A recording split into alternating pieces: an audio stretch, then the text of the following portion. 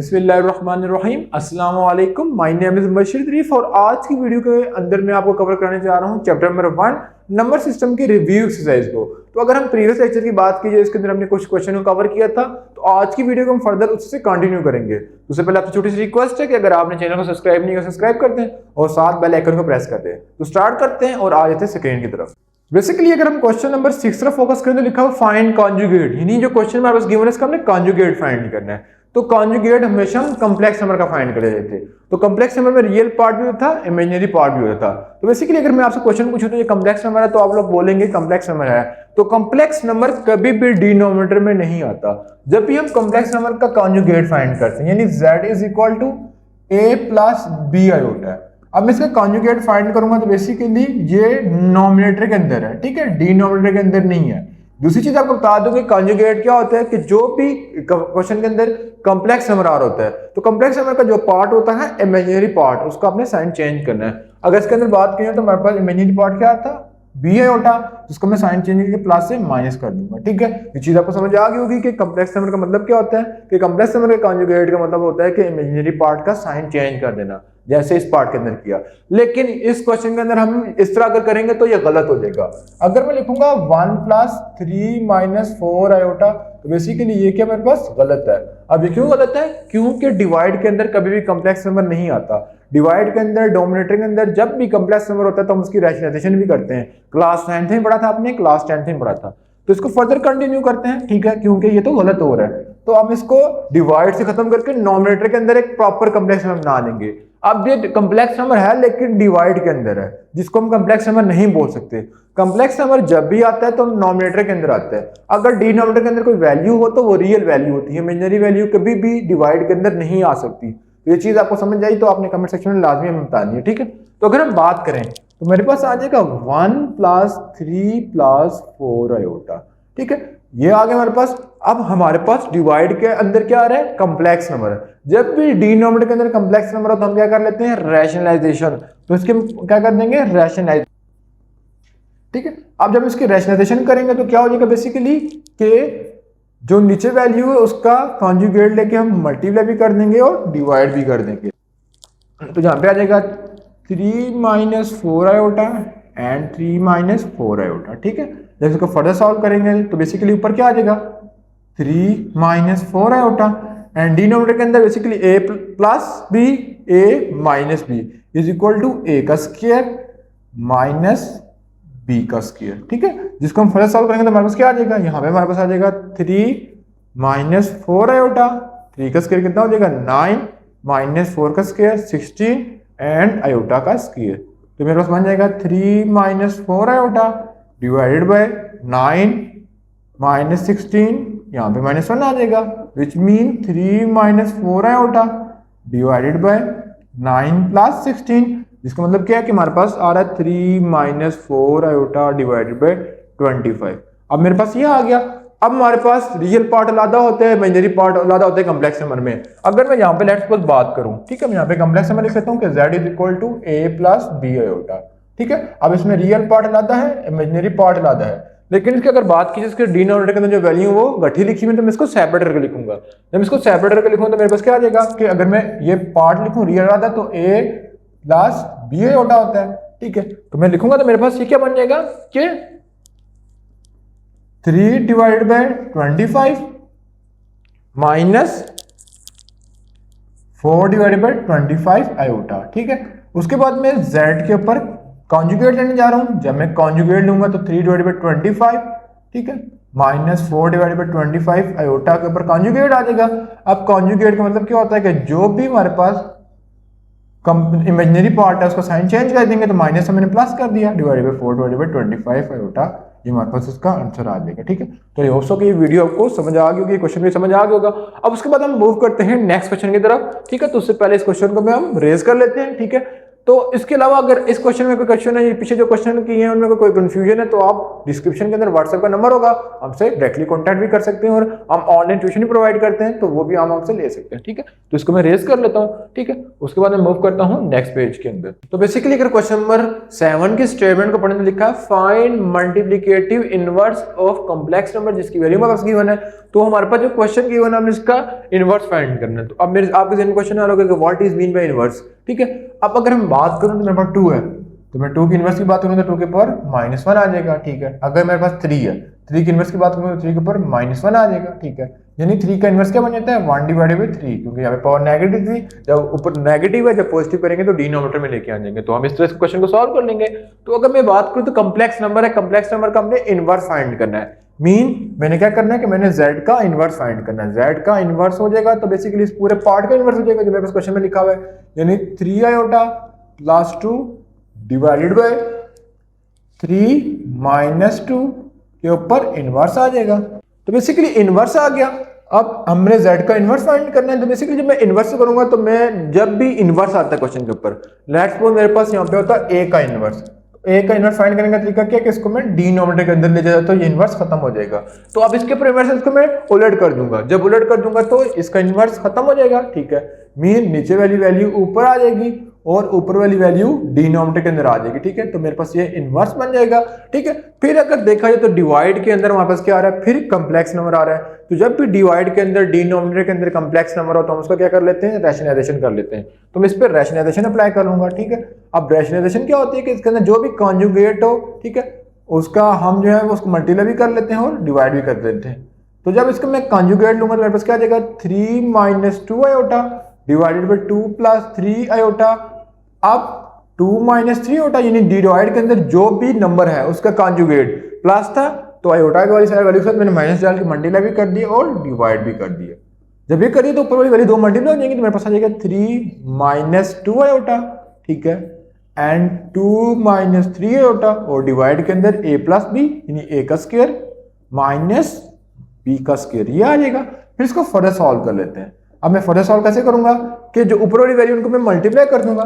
जब ऊपर वाली वैल्यू को मैं मल्टीप्लाई करूंगा तो 3 2 जा 6, फिर 3 3 जा 9 आयोटा, फिर 2 2 जा 4 आयोटा, फिर माइनस माइनस प्लस 2 3 जा 6 and iota into iota, iota का स्क्वायर। अगर डिवाइड की बात करूं तो 2 का स्क्वायर कितना हो जाएगा 4, माइनस 3 का स्क्वायर 9 एंड आयोटा का स्क्वायर, ये आ जाएगा। जिसका मतलब कि हमारे पास अगर मैं बात करूं फर्दर 6 माइनस 13 आयोटा, ठीक है, और ये कितना आ जाएगा माइनस 6 डिवाइडेड बाय 4, आयोटा की वैल्यू पुट करूंगा तो 9 आ जाएगा। ठीक है, प्लस 9, फिर 6 और माइनस 6 कैंसिल आउट हो जाएंगे तो बचेगा पर माइनस 13 आयोटा डिवाइडेड बाय 13, ये आ गया।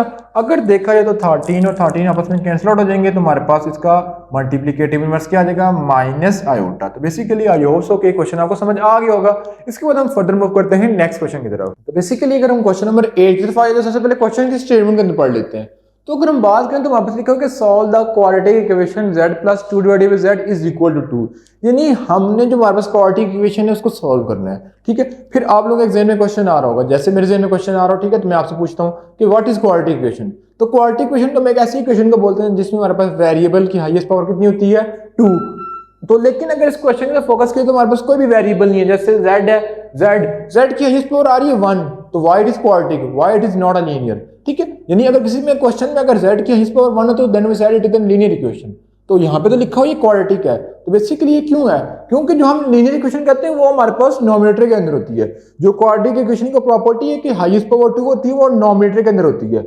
अगर डिनोमिनेटर के अंदर हो तो उसको मैं पहले हम कन्वर्ट करेंगे नोमिनेटर के अंदर, डिनोमिनेटर खत्म करेंगे, फिर देखेंगे अगर x की अगर हाईएस्ट पावर अगर 1 हो तो हम बोलते हैं then it is a linear. लेकिन अगर x की हाईएस्ट पावर 2 से ग्रेटर हो जाए तो पॉलिनोमियल, अगर 2 हो जाए तो then we said it is an quadratic equation. ठीक है, तो हम z की स्पेस सॉल्व करेंगे। अगर z का स्क्वायर आ गया then we said it is an quadratic equation, but अगर z की पावर 2 से ग्रेटर होगी then we said it is a polynomial. लेकिन अगर z की पावर 1 आ गई then we said it is an linear equation. तो बेसिकली अगर हम क्वेश्चन नंबर 8 तरफ मूव करें तो solve the quadratic equation z + 2 divided by z is equal to 2। ठीक है, यानी हमारे पास एक क्वाड्रेटिक इक्वेशन गिवन है जिसकी रिस्पेक्ट में हमें सॉल्व करना है। ठीक है, तो बेसिकली ये क्वेश्चन देख के आपके जहन में 1 2 3 क्वेश्चन आ रहे होंगे। ठीक है, फिर भी आप क्वेश्चन टीचर से नहीं पूछते। अब वो क्वेश्चन क्या बनता है मैं आपसे पूछता हूँ। ठीक है, अब क्वेश्चन की स्टेटमेंट में लिखा हुआ है कि क्वाड्रेटिक इक्वेशन इसको हमने सॉल्व करना है, लेकिन मेरे जहन में तो ये आइडिया है कि क्वाड्रेटिक इक्वेशन एक ऐसी इक्वेशन को बोला जाता है जिसमें z की x की वेरिएबल जो भी हो x y z उसकी हाईएस्ट पावर हमारे पास 2 हो। लेकिन यहाँ पे तो वेरिएबल की हाईएस्ट पावर तो 1 है, z की हाईएस्ट पावर 1 है, नीचे भी z की हाईएस्ट पावर 1 है, then why we not call it linear. ठीक है, यानी अगर किसी क्वेश्चन में z की हाईएस्ट पावर 1 हो तो then we said it is a linear equation, but in given statement is mentioned that it is an quadratic equation, then how we can prove it is an quadratic equation. ये कैसे quadratic equation है? तो quadratic equation की possibilities होती है कि अगर नोमेटर के अंदर हाईएस्ट पावर 2 हो, डिनोमिनेटर को हम नहीं लिंक करते, तो देखा जाए इसके अंदर डिनोमिनेटर मेंशन है तो हम डिनोमिनेटर को खत्म करेंगे, फिर अगर z की हाईएस्ट पावर 2 बन गई then we said it is an quadratic equation. तो इसको सॉल्व कर लेते हैं, फिर आपको समझ भी आ जाएगी। जैसे मैं अगर यहाँ पे आपको प्रैक्टिकली करके दिखाऊं फिर आपको समझ आएगा कि x² + x + 2 then we said it is an quadratic. लेकिन अगर x + 2 होगा यानी वेरिएबल की हाईएस्ट पावर 1 होगी then it is a linear. ठीक है, तो यहाँ पे basically why it is quadratic, तो ये डिनोमिनेटर के अंदर आ रही है। डिनोमिनेटर के अंदर कोई चीज आती है इसको फर्दर सॉल्व करते हैं। कैसे सॉल्व करते हैं वो मैं आपको बताता हूँ। तो क्वेश्चन को लिख लेता हूँ, मेरे पास अर्थ z + 2 डिवाइडेड बाय z। ठीक है, तो अगर फर्दर देखा जाए तो उसमें जो है वेरिएबल क्या था x, यहाँ पे वेरिएबल क्या है z। ठीक है, तो हम क्या करेंगे कि डिनोमिनेटर को खत्म करके देखते हैं क्या ये वाकई क्वाड्रेटिक है कि क्वेश्चन ही गलत मेंशन है। तो डिनोमिनेटर के अंदर से हम z को खत्म करना है, जो भी चीज डिनोमिनेटर के अंदर होगी सबसे मल्टीप्लाई कर देंगे। जब हम मल्टीप्लाई कर देंगे तो मेरे पास क्या आ जाएगा basically multiply both side by z। जब z से मल्टीप्लाई करेंगे तो मेरे पास बेसिकली क्या आ जाएगा कि z का स्क्वायर + 2 + 2z। ठीक है, तो बेसिकली देखा जाए तो ये तो क्वाड्रेटिक इक्वेशन बन रही है, तो क्वेश्चन की स्टेटमेंट 2 लिखी हुई थी। ठीक है, फिर फर्दर कर लेते हैं z² - 2z + 2, अब भी मेरे पास आ गया। तो अगर देखा जाए तो इसको हमने सॉल्व करना है, सॉल्व द क्वाड्रेटिक इक्वेशन। तो किसी भी क्वाड्रेटिक इक्वेशन को सॉल्व करने के 3 मेथड होते हैं। फैक्टराइजेशन, ठीक है, to solve quadratic equation there are 3 different method. जो फर्स्ट वन है वो हमारे पास है फैक्टराइजेशन। ठीक है, and the second one is quadratic formula, आप इनमें से कोई भी अप्लाई कर सकते हो, and the last one is completing square. ठीक है, तो यहाँ पे मेंशन नहीं है तो आप इन तीनों में से कोई भी यूज कर सकते हो। ठीक है, लेकिन इन क्वेश्चन में जो सबसे इजी है वो कौन सा है? Quadratic formula. ठीक है, ये हमारे पास यूज हो रहा है, तो हम इनमें से तीनों में से कोई भी फार्मूला यूज कर सकते हैं। तो मैं इनमें से क्वाड्रेटिक फार्मूला को यूज कर लेता हूँ। ठीक है, अब मैं यहाँ पे लिख लेता हूँ quadratic formula.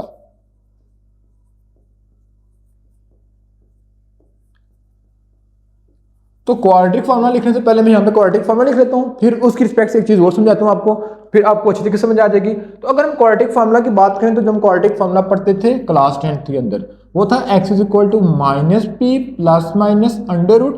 √b² - 4ac divided by 2a। ठीक है, अब इधर देखें तो लेफ्ट साइड पे हमारा क्या लिखा हुआ है x, क्योंकि हमारे पास यहाँ पे वेरिएबल क्या होता था x। जब x वेरिएबल होगा तो x आ जाएगा, अगर यहाँ पे y वेरिएबल तो यहाँ पे काट के y लिख लेता। तो अगर इस क्वेश्चन में देखा है तो हमारे पास इस साइड वेरिएबल क्या है z, तो हमारे पास क्या देगा z = -b ± b² - 4ac divided by 2a। तो उससे पहले मैं a b c की वैल्यू लिख लेता हूं। तो देखा जाए तो a की वैल्यू यहाँ पे कितनी है, कोएफिशिएंट ऑफ z², फिर b की वैल्यू कितनी है -2 and the value of c is 2, ये आ जाएगा। अब उस पूरी वैल्यू को मैं इस इक्वेशन में पुट कर लूंगा तो मेरे पास आ जाएगा z = -b की वैल्यू कितनी है -2, तो क्या होगा -2 फिर ± b की वैल्यू कितनी थी -2 का स्क्वायर, फिर -4, a की कितनी वैल्यू थी 1 एंड c की 2 डिवाइडेड बाय 2, a की वैल्यू कितनी थी 1, ये आ जाएगा। फिर 2 ± 2 का स्क्वायर कितना हो जाएगा 4, और ये कितना हो जाएगा -8 डिवाइडेड बाय 2, ये आ जाएगा। फिर अगर हम फर्दर करें, इसको मैं फर्दर सॉल्व करूंगा तो मेरे पास आ जाएगा 2 ± -4 डिवाइडेड बाय 2। ठीक है, अब ये आ जाएगा। अब इससे ज्यादा क्वेश्चन सॉल्व नहीं हो सकता। अब आपके जहन में क्वेश्चन होगा क्यों नहीं सॉल्व हो सकता, क्योंकि अंडर रूट तो -4 2 का एक बार आएगा, लेकिन आप गलत बता रहे हो। क्योंकि अगर हम अंडर रूट के अंदर कोई भी वैल्यू पुट करें, यानी लेट्स सपोज मैं यहाँ पे आपको रफ फॉर्मूला बता देता हूँ, यानी अगर डिवाइड के अंदर 0 आ जाए, ठीक है, तभी क्या आ जाता है, मैथ एरर। ठीक है, कोई आपको कैलकुलेटर क्या कहते हैं कि you are asking me a wrong question. ठीक है, आप मुझसे गलत क्वेश्चन पूछ रहे हैं। अगर मैं बात करूंगी कि अगर अंडर रूट के अंदर मैं माइनस साइन पुट कर दूं, -1 -2 -3, यानी अंडर रूट के अंदर जब भी माइनस साइन आएगा तभी कैलकुलेटर आएगा you are asking me a wrong question, which mean they are showing you screen which show math error, यानी आपको एक स्क्रीन शो होगी जो आपको बताएगी कि मैथ एरर, यानी जो क्वेश्चन पूछ रहे हो वो गलत है, वो पॉसिबल नहीं है। तो बेसिकली अंडर रूट -4 का आंसर पॉसिबल नहीं है, यानी आपने क्या करना है, कैलकुलेटर के अंदर -4 पुट करोगे तो हमारे पास क्या आ जाएगा, मैथ एरर। ठीक है, जब मैथ एरर आ जाएगा तो हमने इस क्वेश्चन को फर्दर सॉल्व करना है। ठीक है, क्योंकि यहाँ पे लिखा होता है क्वाड्रेटिक इक्वेशन के रिस्पेक्ट से हमें z की वैल्यू निकालनी है, तो कैसे निकालेंगे जब ये सॉल्व ही नहीं हो रहा। तो उसको सॉल्व करने के लिए हम क्लास 9 के अंदर जो हमने ट्रिक पढ़ी थी उसको यूज कर लेते हैं। आप क्लास 9 के अंदर हमने क्या पढ़ा था वो मैं यहाँ पे आपको डिटेल में बता देता हूँ। तो क्लास 9 के अंदर मैंने पढ़ा था कि iota square is equal to -1, mean iota square की वैल्यू ने पड़ी थी -1। ठीक है, तो अगर मैं यहाँ से आयोटा की वैल्यू ले लूँ तो मैं टेकिंग स्क्वायर ऑन बहुत सारे ले लूंगा अंडर रूट, तो मेरे पास आ जाएगा iota is equal to under root -1। ये चीज आपको समझ आ गई है, मीन आयोटा की वैल्यू कितनी होती है, अंडर रूट -1। ठीक है, तो अब मैं फर्दर से क्वेश्चन करता हूँ और आपसे 2-3 क्वेश्चन पूछता हूँ। तो 2 प्लस माइनस, अब ये -4 है तो इसके अंदर मैं मल्टीप्लाई करके ले सकता हूँ डिवाइडेड बाई 2। ठीक है, अब ये मैं लिख लिया। ठीक है, अब ये लिखूंगा तो आपके जहन में फिर एक क्वेश्चन होगा कि हमने 1 क्यों लिखा है। ठीक है, इससे तो हम 2 मल्टीप्लाई भी कर सकते हैं, डिवाइड भी कर सकते हैं, वो क्यों नहीं किया। तो बेसिकली हमने 1 इसलिए किया है कि ताकि इसको हम फर्दर सॉल्व कर सकें। अगर यहां तक हम करेंगे तो हमारा क्वेश्चन फर्दर सॉल्व ही नहीं हो रहा, मैथ एरर दे रहा था, तो इसको हमने फर्दर सॉल्व करने के लिए अब इसके साथ 1 डाल दिया। अब वो 1 में क्यों डाला है, आगे जाके क्वेश्चन में आपको समझ आ जाएगी कि मैं 1 क्यों डाल रहा हूं। जब मैं इसको फर्दर करूंगा तो आ जाएगा 2 प्लस माइनस अंडर रूट 4 अलग हो जाएगा एंड अंडर रूट -1 अलग हो जाएगा और डिवाइड के अंदर आ जाएगा 2।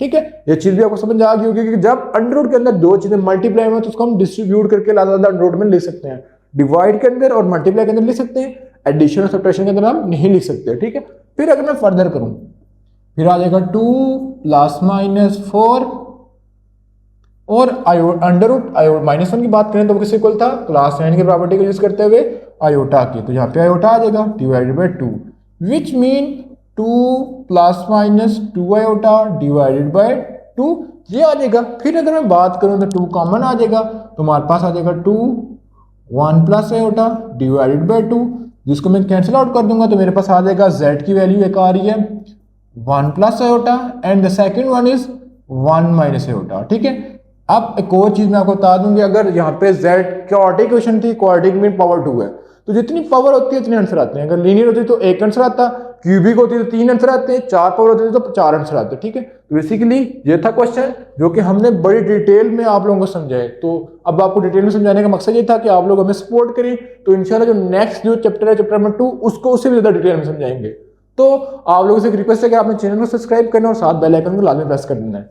और जो बच्चे ऑनलाइन क्लासेस के लिए इंटरेस्टेड है, हमसे पढ़ना चाहते हैं, तो वो क्या कर सकते हैं कि ये जो व्हाट्सएप का नंबर मौजूद है इससे हमसे डायरेक्टली कांटेक्ट कर सकते हैं, या जो है आपने बेसिकली कमेंट सेक्शन के अंदर जो है अपना नंबर ड्रॉप कर देना है, या बेसिकली जो है वो हमारी ईमेल है mubashir@gmail.com या aspirant8989@gmail.com, उससे भी हम आपसे कॉन्टैक्ट कर सकते हैं। तो इंशाल्लाह मिलेंगे नेक्स्ट पार्ट के अंदर, जिसके अंदर बेसिकली हम जो है वो चैप्टर नंबर 2 की रिव्यू से इसको डिटेल में देखेंगे। तो तब तक अल्लाह निगहबान।